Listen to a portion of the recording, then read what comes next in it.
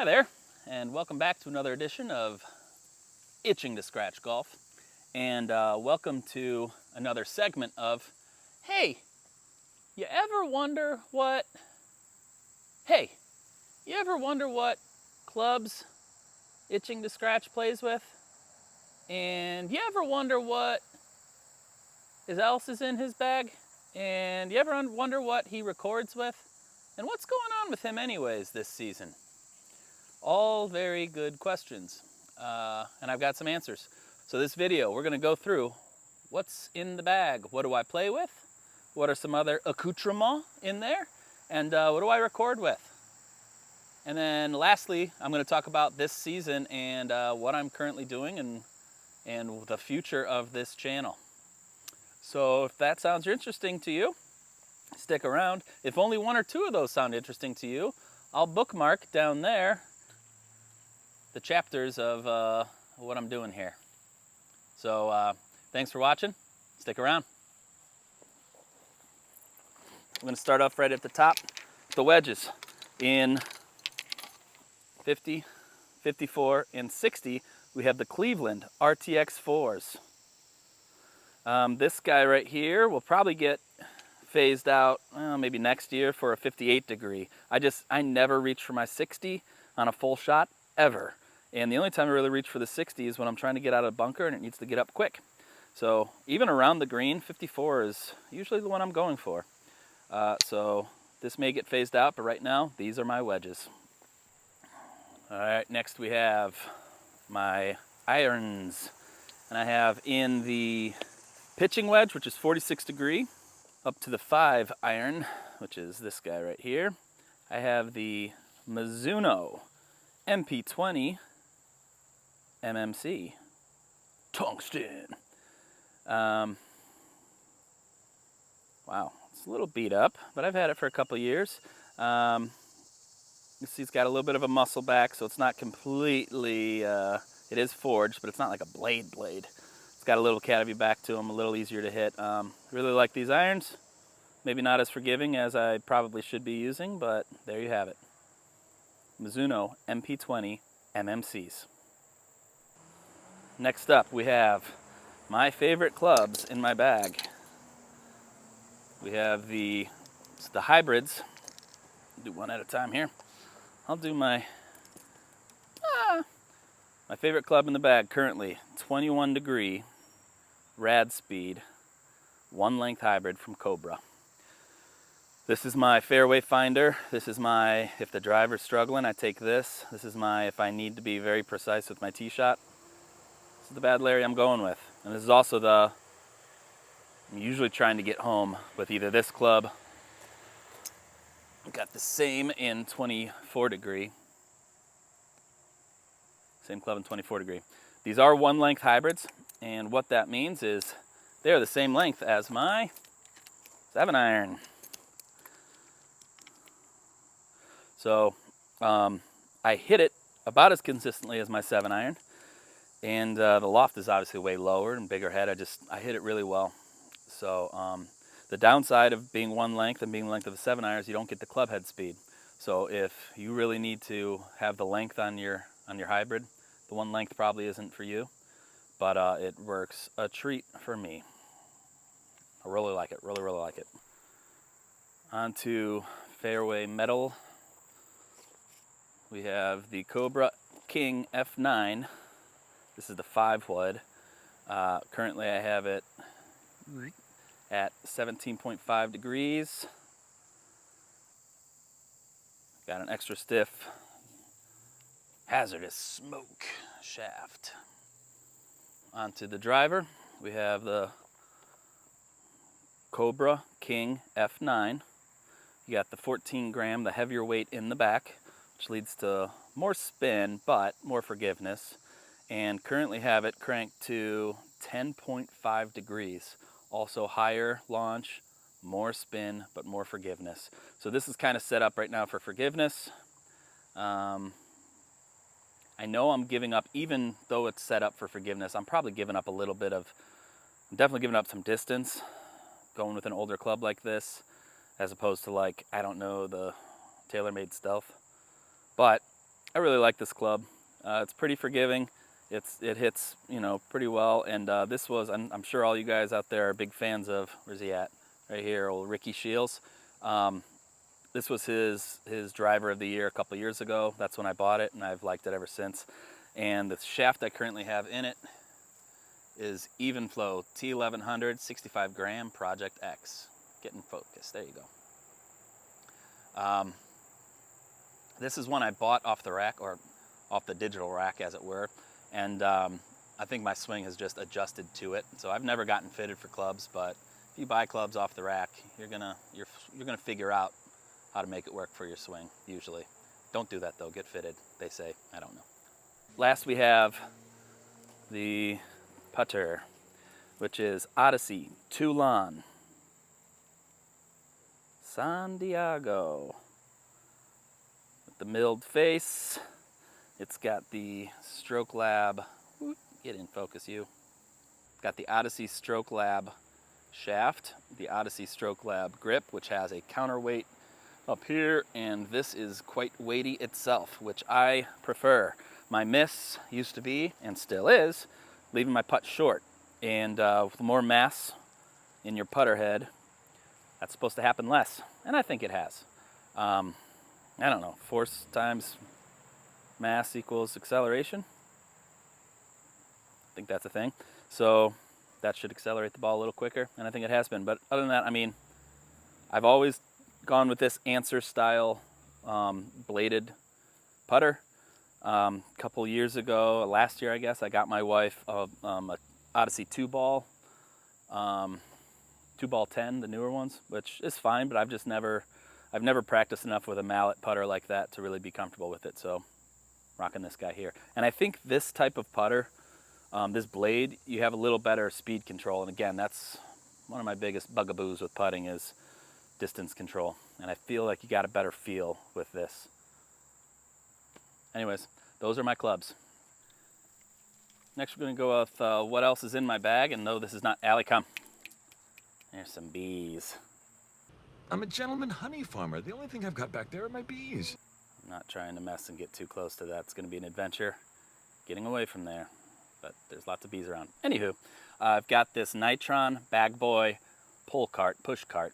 So very rarely use this, maybe in the winter time, although usually I just pop this on my back because it's set up as a backpack straps. It is a stand bag, so winter time I'm usually just rocking that thing and carrying it on my back.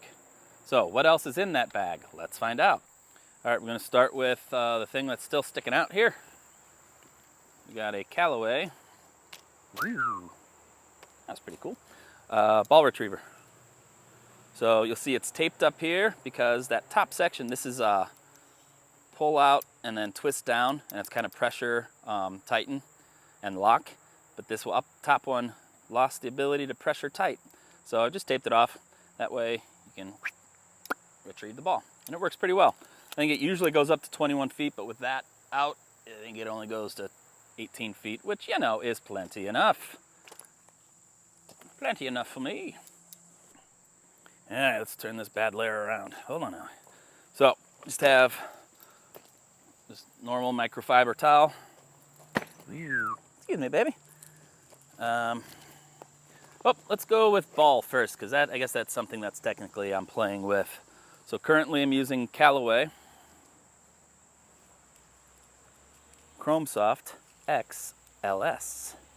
I say I'm currently playing with this, but I have some other Tour X balls. Like I have TP5X in my bag that sometimes I'll go with. I know you're supposed to play with one ball and get consistent numbers with them, and there is a pretty wild difference between like this and a softball, but all of the extra hard balls I found are pretty close for my distance at least, so that's really what I'm working on. I'm not, professional level where I need to know the spin numbers on everything, so. But this is the ball, if I have my druthers, I'm going to be playing with mostly. So Callaway Chrome Soft XLS. What else is in that there bag?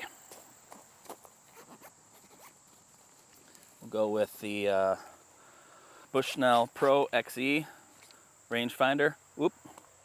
Currently set to slope mode, so before I get any comments from you guys, there. That's off, so I can officially enter tournaments, which I've never done, and officially get an accurate handicap index. Don't at me.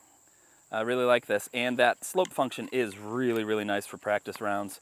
I've just never, locked in what each number really means. Like, okay, it looks like it's this far uphill or downhill. How many club length is that really? What does it equate to? And when you have a slope function, you can test that out on your own. So it usually hangs right there, mid-round in the bag, not mid-round. All right, what do we got in here? We got short little 2 1/8 tees, which I never use. Even for par 3s, I just don't really reach for them. So those are probably going to leave my bag. Random other tees from an outing.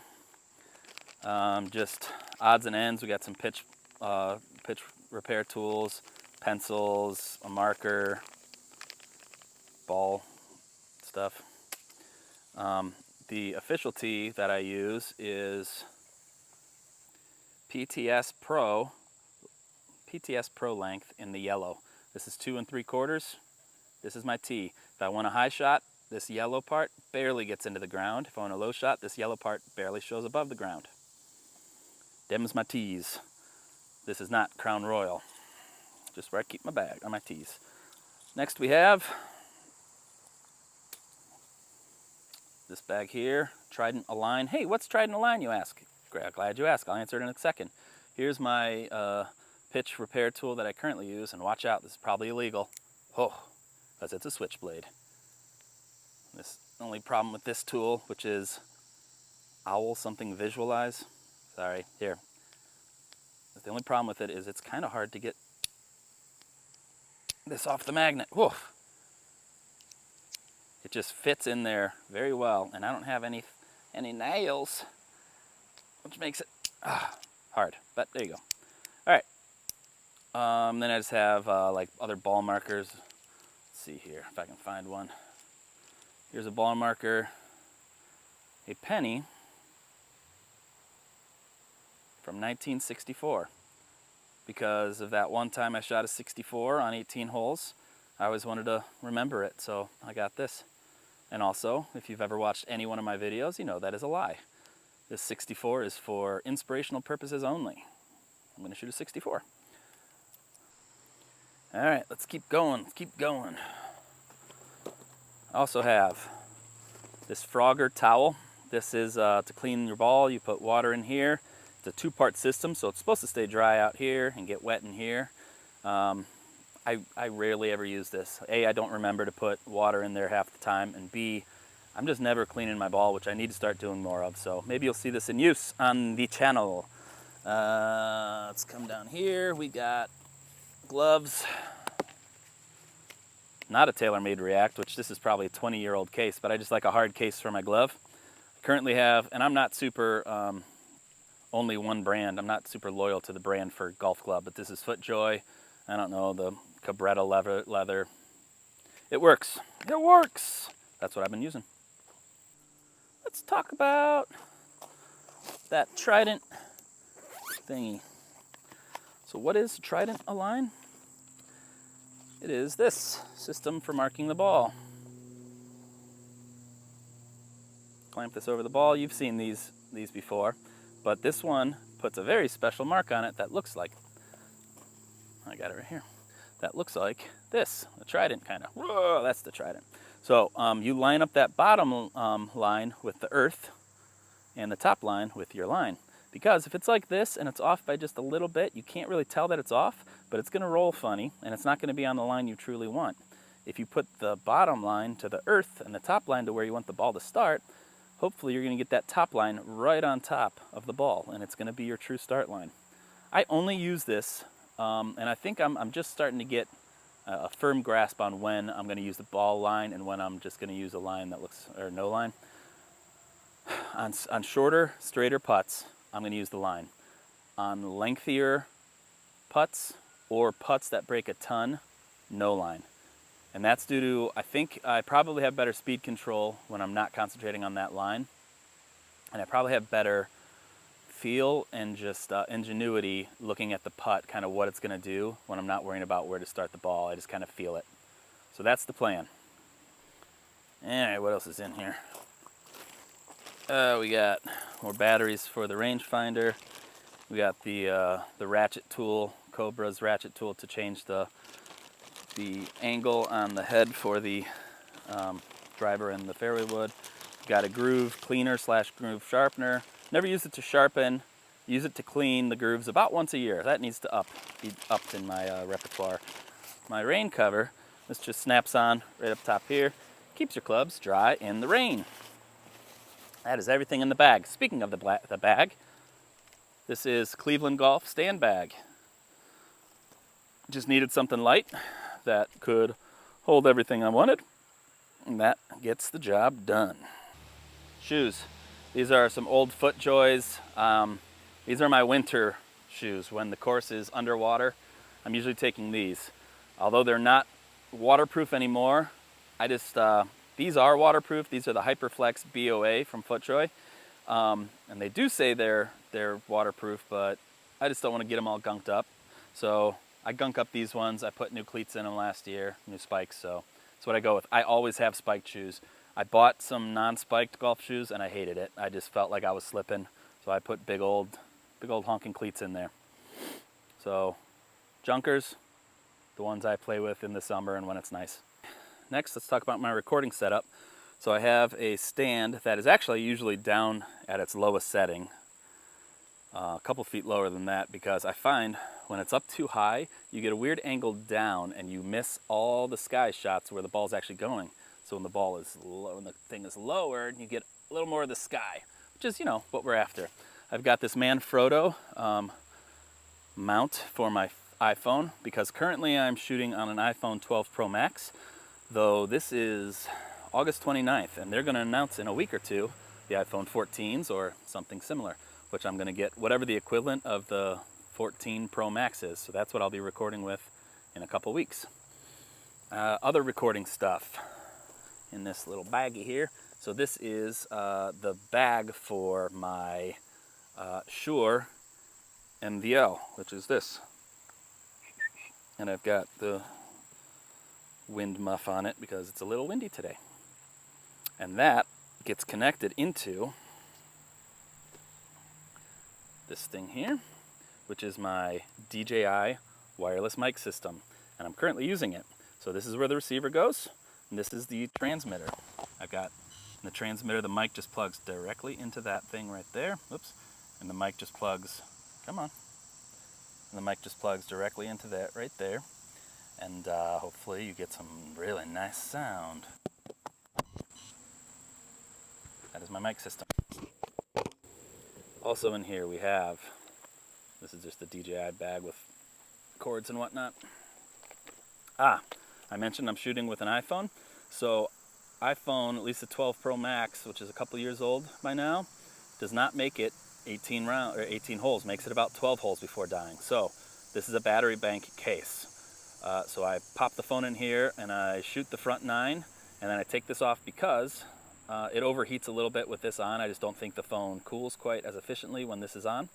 So pop this on, take it off after 9, and the phone is at full charge, and then the back 9 I just shoot normal without a case. Okay, this is the Manfrotto Minipix mini tripod.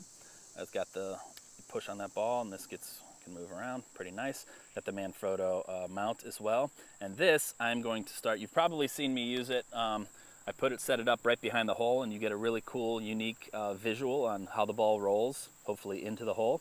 And or I'll put it right behind my putter head so you can see kind of my swing path and how the ball reacts to my putter path. So this is something I'm going to start using a lot more of, because it's something I haven't seen on other channels, and you can't see it in the PGA. PGA is not going to have a cameraman and the huge honking camera right behind the ball. So this is something I can do that at least the professionals can't do. Other YouTube channels could, but I haven't seen too much of it, so that'll be unique to me. I'm going to start using that a lot more. Look for it. All right, what else do we got in here? Just odds and ends recording stuff. Just clamps and that kind of stuff. And that is it. So there you have it. That is what is in the bag and what I'm currently playing with. Lastly, I'm going to talk about what is currently happening with the channel. On that front, there's good news and there is bad news. Start with the bad news, as I want to do. Bad news is I've not been playing hardly at all this entire summer. Since May 2nd, I've played something like 7 times, and it is August 29th. Once, maybe twice a month, I've been playing. And the reason for that is, this is something I do as a hobby, just something fun I like to do. And so I haven't been out golfing very much because of the summertime. I have 3 kids, 8, 6, and 4, and I want to be home with them and spending time with them. And so that's what I do most of the summer. Last year, I'd say I probably played once per week last summer, right around there. Just haven't been able to get out and do that. I worked a bunch and then went on vacation with the family, and it was a non-golf vacation. So I was away from the house for about 2 weeks. So that's one of the things. But anyways, the good news is, and I currently haven't played for over a month. It's been a while. I haven't played at all. I might go the month of August without playing, and this will be the first month I haven't played since going back to February. So, wow. Anyways, the good news, I do have some. Good news is the boys are back in school, and at least for the meantime, I currently have my same job where I get off during the week, so I'm planning on playing golf once per week and going to the driving range once per week. I definitely have the time to be able to do that. That's what I'm going to do. Having said that, I am in line for a promotion, which I don't know how much time that's going to take, so how much time that's going to eat up in my life. But I'm still planning on playing once per week and getting to the driving range at least once per week. So I really think with my swing on where it currently is, my goal was to get to a 3 handicap by December 21st, 2022. I said fall of 2022. Well, the last day of fall is December 20th, so I guess December 20th, 2022, I want it to be a 3 handicap. I think that's still doable, even though I'm currently sitting at a 7. I think that's, or maybe a 6.9, I forget. Here's my current handicap. I think it's doable because my swing currently, I think, is good enough to get to a 3, just with more practice, with more repetition, with more confidence on the greens, that kind of stuff, with more consistent timing at the bottom. The more consistent I'm playing, the better that timing is. There you go. I think if I played once per week and got to the range once per week, as is the plan, and continue chipping in my yard and continue putting inside, I can get to a 3, and I'm going to get to a 3 by December 20th of 2022. Then the goal becomes 0 by December 20th of 2023. That is the scratch. That is my goal, and I'm not changing it yet. We'll see how this intermediate goal, getting down to a 3, looks. We'll see how it looks. Hopefully I get to there, and I can do some tweaks in my swing over the winter, and then come back out in the spring, get after it. We will see. So, in the future, after this comes out, I'm guessing it'll be about a week or 2 before you see my first round back, and it will be my first round back after not playing for like 5 weeks. So that one's going to be interesting to see, real interesting. And then I'll play a couple more times, and then I actually leave for a week vacation of, this is the golf vacation, where I'll be playing for 6 days in a row, which when I get back, I'm going to film, and hopefully I am just on fire. If I'm not, that's going to go a long way to prove or disprove my theory that all I need is more consistent playing. Because if I come back from that and I'm still shooting in the 80s or 90s, oh boy, no good. So hopefully I come back from that on fire. If I come back from that and like shoot par, man, we are full steam ahead. So moving forward, you're going to see hopefully 1 post per week. At the least, 1 post per week, until hopefully about February. Why do I say February wrong? February is not correct. February is correct, but it's like you've got a mouthful of marbles when you say it. February. How do you guys prefer I say it? Because I'm going to do whatever you say. February. Ugh. All right. So 1 post per week till February is the goal. 3 handicap by the end of this fall is the goal. scratch handicap by the end of next fall is the goal. Thank you guys so much for watching all the way to the end. Wow, you did it. That's awesome. That's good on you. Thank you also for liking and subscribing. We've gotten a little bit of bump in our numbers over the last couple months. I really appreciate that. It's nice, like I said, this is just a hobby I do, something for fun, but it's nice to know that you guys are watching it and liking it. So if you haven't already, like the video and subscribe, and we'll see you next time. Thanks. Bye. Itching to scratch golf.